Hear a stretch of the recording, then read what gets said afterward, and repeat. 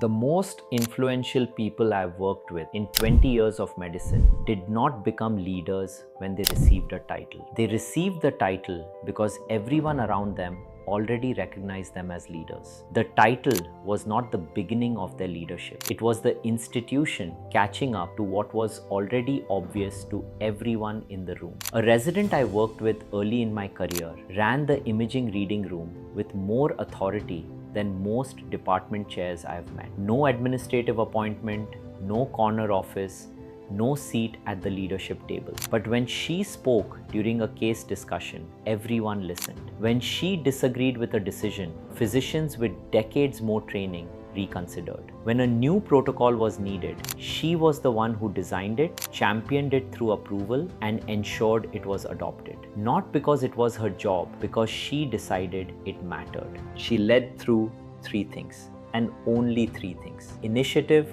ownership, and elevation. No title, no positional authority, just consistent, observable behavior that created gravity. And that gravity was more powerful than any appointment letter. I am Prashant Nagpal. This is the Better Daily Podcast. Let us get into it. When I first came to the United States for medical training, I was at the bottom of every hierarchy that existed. International medical graduate, new resident, unfamiliar with the systems, the culture, the electronic medical records, the dictation softwares, the unspoken rules of American academic medicine. I had no authority, no seniority, no institutional memory. I was starting from absolute zero in a system not designed with me in mind. But I learned something in that position of powerlessness that has served me more than any title I have held since. The people who advance are not the ones who wait for authority to be granted. They are the ones who earn it day by day through consistent behavior that makes everyone around them say, that person can be trusted with more. I watched the residents who got the best opportunities. They were not always the most naturally talented. They were not always the highest scorers on exams. They were the ones who saw a gap and filled it without being asked. The ones who stayed late, not because someone demanded it, but because a case was not finished and they took personal ownership of the outcome. The ones who made the junior resident next to them a little more capable, a little more confident. Those were the residents who received the best recommendations, the best fellowship placements, the best trajectories. The difference was not intelligence. It was not luck. It was a decision about how to show up. And that decision was available to everyone. It did not cost anything. It did not require special access. It just required the willingness to lead when nobody had asked you to. Adam Grant, the organizational psychologist at Wharton, draws a distinction between givers, takers, and matchers in professional life. His research shows that over the long term, the most successful people in organizations are givers. Not all givers. Some burn out by giving without boundary. A specific kind of giver, the person who contributes strategically, who elevates others without losing their own capacity, who adds value to the system in ways that are visible and consistent. In Indian philosophy, the concept of seva, selfless service, is not passive. It is not about diminishing yourself. It is an active, intentional orientation toward contribution. You serve not because you lack authority, not because you are subordinate, but because service is the highest expression of capability. The most able person in the room is not the one who takes the most. It is the one who gives the most, deliberately and sustainably.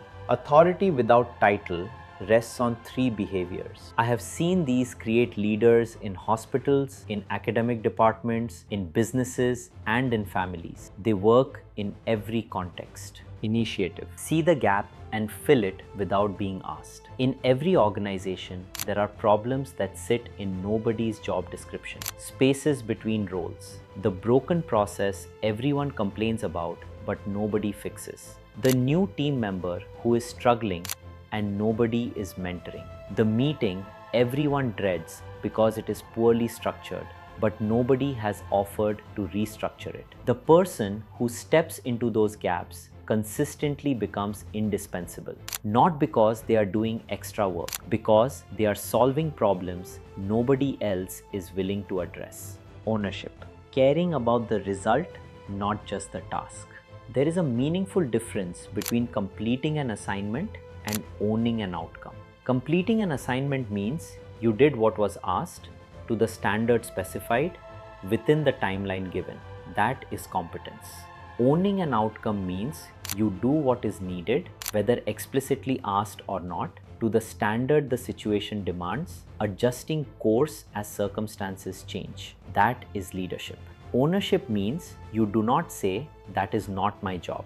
Ownership means you do not stop when the task is technically complete, but the problem is not actually solved. Elevation, making everyone around you better. The person who walks into a room and lifts the quality of thought, the standard of behavior, the level of respect, whether they are the most senior person there or the most junior, is the real leader. Elevation is visible. People feel it, they remember it, and they pass it on. The intern who mentors the medical student, the mid-level manager who credits her team publicly, the attending who pauses during rounds to explain why, not just what. Here is your application for this week. Move 1. Find one gap. This week, identify one problem in your environment that is in nobody's job description. Not a new project, something small that has been bothering you. A meeting format that wastes everyone's time. A handoff process that keeps breaking. A resource that should exist but does not. Fill it. No permission required. Move 2. Practice ownership on one thing. Pick one project or responsibility where you will stop asking, "What was I told to do?"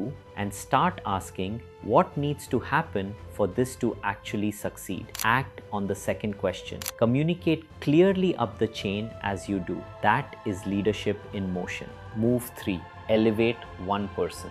Identify one person in your orbit, junior colleague, new team member, someone outside your direct reports, who would benefit from 20 minutes of your attention this week. Not a favor, not a formal mentoring relationship. 20 minutes. Ask them what they are working on. Offer perspective. That small act, repeated, compounds into a reputation nobody can assign you. Here is what I want you to take with you. In radiology, we have a phrase that guides how I train residents. Observation precedes intervention. You do not act on the scan until you have truly seen what is there. Authority without title follows the same logic. You do not wait to be assigned influence. You observe what the room needs. You fill the gap. You earn the trust, and eventually the title is handed to you. Not as a reward, but as a formality. An acknowledgement of what was already true. The title follows the behavior, not the other way around. Start leading today.